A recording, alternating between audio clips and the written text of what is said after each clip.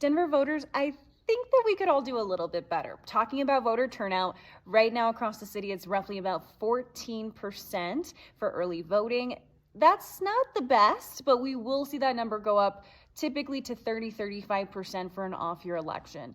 Now, the clerk and recorder, Paul Lopez, he says that he's been challenging candidates and campaigns to not only focus on areas and neighborhoods that typically have high voter turnout, but also to focus and sort of engage voters in neighborhoods where we do tend to see lower voter turnout. Just as a comparison, there are areas like Washington Park, Hilltop, Montclair, and they're actually trending around 21% for voter turnout with these early returns so far.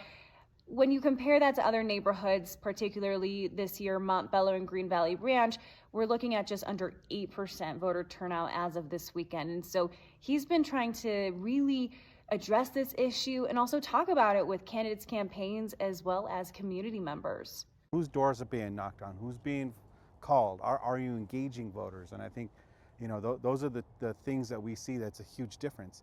And that depends on what side of the city you live in. Some voters don't get called or a door knocked on or even mailed. Another part of this conversation is also engaging young voters, ages 18 to 25, typically the lowest demographic when we look at voter turnout.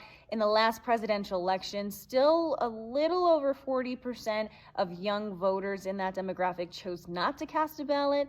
So of course, when we talk about voter turnout, they're a big part of this conversation. So no matter your age, no matter your neighborhood, please remember to vote. Election day is Tuesday and polls close at 7 p.m.